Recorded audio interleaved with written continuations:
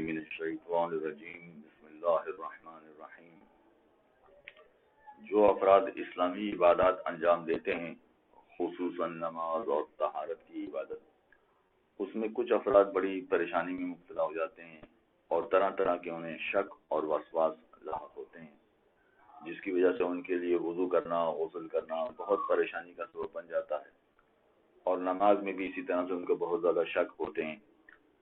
رکعت کے بارے میں شک کہ یہ تیسری رکعت ہے، یہ چوتھی رکعت ہے، یہ دوسری رکعت ہے، یہ تیسری رکعت ہے۔ اسی طرح سے سجدے کے بارے میں شک، یا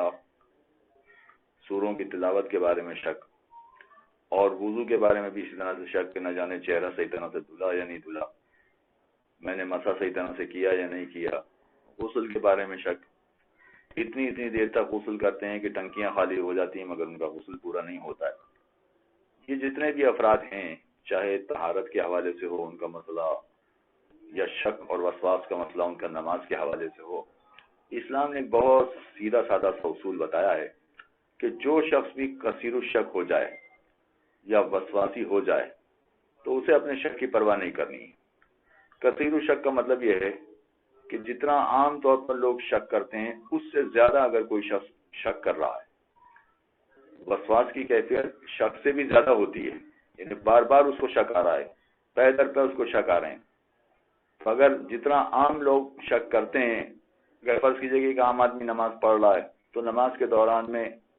کب جا کے اس کو شک ہوتا ہے کہ میری دوسری رکعت ہے یا تیسری رکعت ہے، کئی نمازیں پڑھ چکا ہوتا ہے، اس کے بعد کہیں جا کے ایک آدھ نماز میں اس کو شک آتا ہے۔ اور اسی طرح سے اگر کوئی شخص وضو کرنے کے لیے بیٹھا ہے تو وضو کرنے والے افراد عام طور پر کب شک کرتے ہیں کہ میں نے اپنا ہاتھ صحیح طرح دھویا یا نہیں دھویا، میں نے مسح صحیح طرح کیا یا نہیں کیا، شاذ و نادر کبھی ان کو شک ہوتا۔ لہذا جتنا عام طور پر لوگ شک کرتے ہیں اس سے زیادہ اگر بار بار شک کرنے والا ہو تو اسے کثیر الشک کہا جاتا ہے، اور اس کی ذمہ داری یہ ہے کہ اپنے کسی شک کی پرواہ نہ کرے۔ اگر وہ چہرہ دھونے کے بارے میں شک کر رہا ہے تو جیسے عام لوگ چہرہ دھوتے ہیں ویسا وضو میں چہرہ دھو لے، بس پھر شک میں نہ پڑے کہ میرا چہرہ صحیح طرح دھلا یا نہیں دھلا، یعنی اگر نہیں بھی دھلا تب بھی کوئی حرج نہیں، اس کا وضو صحیح ہو جائے گا۔ یہی معاملہ مسح کا ہے کہ میں نے سر کا مسح یا پیر کا مسح صحیح طرح سے کیا یا نہیں کیا، جیسے عام لوگ مسح کر رہے ہیں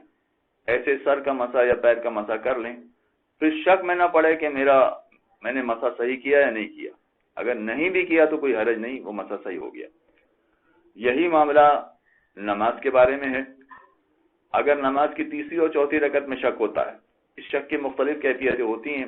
کسی کو فقط تیسری اور چوتھی میں شک ہوتا ہے، کسی کو فقط پہلی اور دوسری میں شک ہوتا ہے، اور کسی کو ساری رکعتوں میں شک ہوتا ہے، کسی کو فقط 2 سجدے یا ایک سجدے میں شک ہوتا ہے کہ میں نے ایک سجدہ کیا یا 2 سجدے کیے۔ یہ جتنے بھی اقسام کے شک ہیں ان میں سے کسی کی بھی پرواہ نہ کرے، اور وہ یہ سمجھے کہ میری نماز صحیح ہو گئی۔ میری نماز صحیح ہو گئی کا مطلب یہ ہوا کہ اگر تیسری اور چوتھی رکعت میں شک ہو رہا ہے، بار بار اسی میں شک ہو رہا ہے، باقی کسی مقام پہ شک نہیں ہو رہا، تو وہ اسے چوتھی رکعت سمجھے اور اپنی نماز صحیح سمجھ کر لے، سوائے یہ کہ چوتھی رکعت سمجھنے میں اس کی نماز باطل ہو رہی ہو، اس لیے کہ وہ مغرب کی نماز پڑھ رہا ہے تو مغرب کی چوتھی رکعت ہوتی ہی نہیں ہے، تو پھر تیسری رکعت سمجھے اور اپنی نماز صحیح کر لے۔ لہذا نماز کے معاملے میں، سجدے کے معاملے میں بھی اسی طرح سے میں نے ایک سجدہ کیا یا دوسرا سجدہ کیا، یہ سمجھے کہ میں نے 2 سجدے کر لیے ہیں لہذا میری نماز صحیح ہے۔ بعد میں اپنے شک کی طرف توجہ نہ دے، بالکل لاپرواہ ہو جائے اور بے پرواہی سے اپنی نماز کو مکمل کرے۔ بے پرواہی سے اپنی نماز کو مکمل کرے کا مطلب ہے کہ جہاں شک ہو رہا ہے وہاں پر اس شک کی پرواہ نہ کرے۔ امام جعفر صادق علیہ السلام کے پاس ایک شخص آیا اور اس نے یہ کہا کہ مولا فنا آدمی جو بڑا سوجھ بوجھ باشعور آدمی ہے، وہ اپنے وضو و طہارت میں اور نماز میں شک کرتا ہے، اور بہت زیادہ شک کرتا ہے، وسواسی ہو گیا ہے۔ تو امام نے کہا کہ یہ کون سا باشعور آدمی ہے، کون سا عاقل و سمجھدار آدمی ہے، یہ تو شیطان کی پیروی کرنے والا ہے۔ اس شخص نے حیران ہو کے سوال کیا، مولا یہ شیطان کی پیروی کیسے ہو گئی؟ تو امام نے کہا کہ خود اس سے جا کے پوچھ لو